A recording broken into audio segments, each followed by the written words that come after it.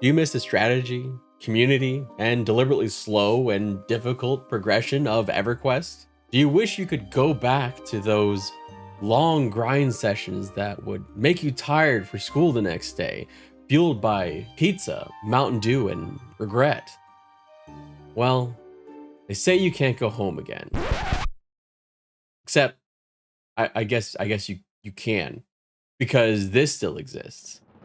And if that's too modern for you, well, then you can also go over here at least once a year as these new servers are released. Now that's still too modern. Then you can really reach back in time, even to the, the slowest pace and the graphics and the, frustrations. But what about something new or old? I got new and old together. Well, we have a new MMO that's still in early development called Monsters and Memories. Monsters and Memories is an in-development indie MMO being created in the Unity engine. And as they recently released a trailer through MMORPG.com, I figured now might be a good time to take a look at this MMO and see, could this potentially be a diamond in the rough if it launches? The banner for Monsters and Memories YouTube channel proudly displays an indie take on classic MMO adventure. Flash over to their website and it's clear that this is not an attempt to make the next big thing. This is not Ashes of Creation or Pantheon Rise of the Fallen. This is a game being built for a very niche audience. Niche? I still don't know. Every time I say that word, multiple people tell me something different in the comments. Is that gonna... just get it over with and tell me that I said it wrong. But as they put it, our belief is that by focusing on a very specific audience and our core tenets and feature set, a modest but compelling MMORPG can be developed without spending tens of millions of dollars and do well enough to maintain ongoing live service. I want to stop here and point out something here, because a lot of people will consider the success of an MMORPG on whether it meets the lofty expectations of a game like World of Warcraft or Final Fantasy XIV. That's not necessary. As long as the MMORPG can continue to create and develop and continue to make content because they have a thriving enough population within their small set, I would consider that a success. If they cannot maintain their populations, then that's, I think, when you would consider it a failure. If MMOs can have modest aspirations given how difficult and complex they are to make, well, that's what Monsters and Memories seems to be going for. The graphics are anything but cutting edge. But if Valheim has shown us anything, they don't need to be to pull you in. Lighting, sound, and the world itself can really do a lot to make you immersed, even if your character looks like it came out of 1999. So how is Monsters and Memories classically inspired, and why does it feel so much like a love letter to EverQuest? Well, that's in the design tenets. First, we start out with simple but deliberate. Simple and streamlined but strategic combat with a slower pace and slower progression immediately resonates with Classic Everquest. I mean, just watch this combat and see, does this conjure memories of fighting in North Desert of Ro or Oasis of Mar and killing through tons of snakes and crocodiles and things like that? The combat is slow in pace, but strategic, and that leads to the next and important part of the game, and something that I think is at the heart of EverQuest, and that's community. I've said it many times before, but the classic era of MMOs were often pretty chat roomed, at least for EverQuest onward. Those of us who remember Ultima Online and the horrors of disappearing text that was like right above your head and only stayed there will remember how annoying it was to have to go to ICQ to find out if your friends were online and not really being able to know much else. But at least there wasn't a Barron's chat.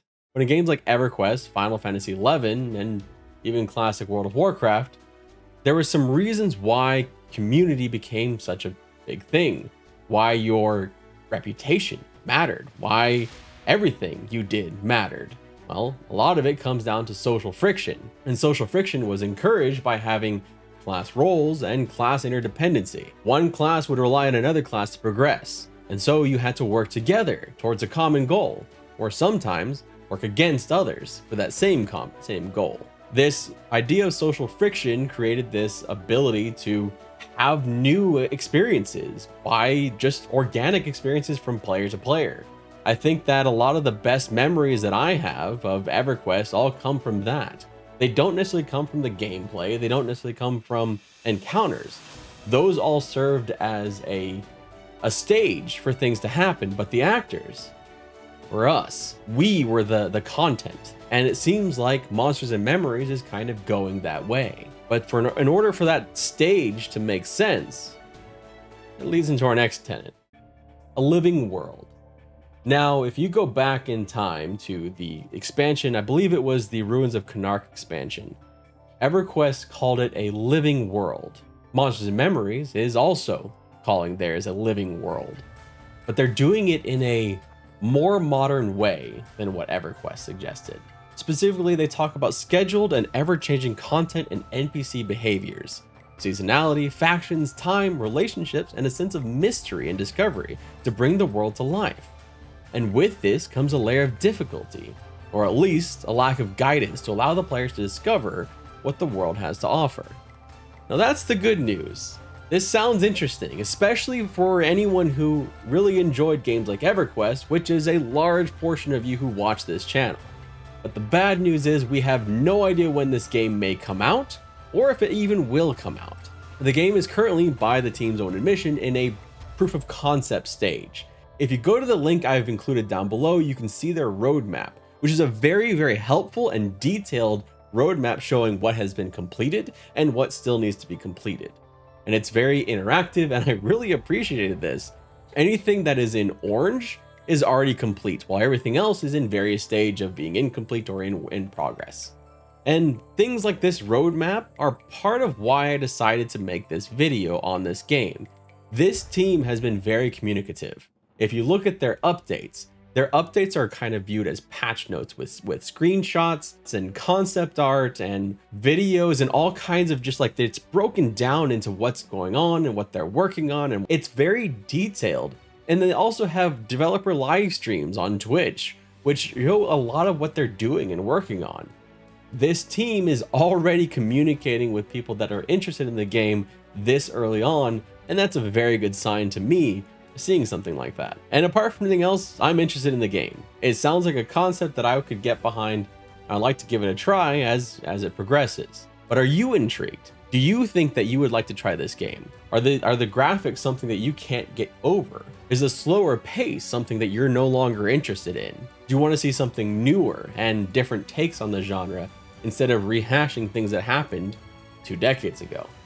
Let me know down in the comments if you'd like me to do a deeper dive on this game as it continues to progress, because I take that very seriously. I want to know what you want to see, so let me know. And while we sit back and wait for any new MMO, well, why not take a look at this collaboration video I did where we try to uncover what makes an MMO have sticking power, what makes an MMO someone's favorite.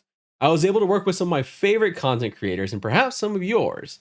So take a look at this video because it's one that I am very proud of. Thank you so much for watching. My name is Redbeard Flynn, and I look forward to seeing you again next week.